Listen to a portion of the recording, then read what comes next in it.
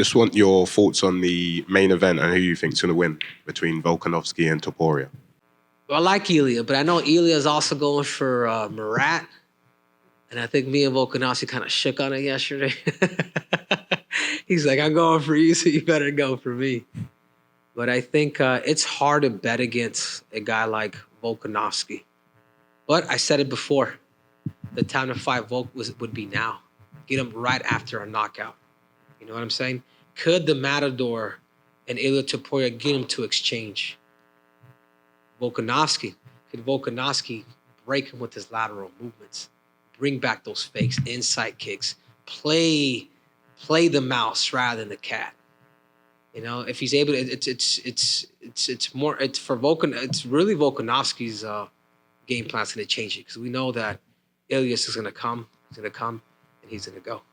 But I think the biggest key for Volkanovski is going to be the leg kicks. If you watch his last fight, Ilia against Josh Emmett, Josh Emmett was 7 for 7 stop kicking. You know, Volkanovski, watched some of my fight feedbacks. He'd, which I know a lot of these guys have watched it. But anyhow, I think I like them both. But if there's one guy that needs to make the adjustment in that fight, it's Volkanovski. Because power, that button right here after getting knocked out, if Ilia touches it there again, when that dude has power, it could be a good night for Volk too. For the main event, I'm gonna go with Alex Volkanovski. Yeah, Volkanovski. I'm gonna go with Alex. I think I've never seen Ilia's ground game, but I mean I've seen Alex get out of Ortega's triangle and takedowns and all that stuff. So I think he's gonna have a lot more weapons. There's a lot of talk going around about the main event this week. Obviously, Topuria's undefeated. He's young. He's aggressive. He's hungry. He wants to be the champion. He's that person who's hungry to win, to prove how good he is, to earn that UFC champion status. Then you've got someone who's dominated the division for a long time against some of the best fighters on the planet. I feel like the last fight is what people are judging Volkanovski on. And I feel like that's very unfair to be judging him a week off the couch, or however long it was off the couch, to fight arguably one of the most dangerous men in the entire UFC pound for pound. So when I think of Volkanovski, I think of someone who's able to outstrike Yair Rodriguez, someone who's able to outpace Max Holloway, someone who's able to out-grapple and find a way to win against Brian Ortega.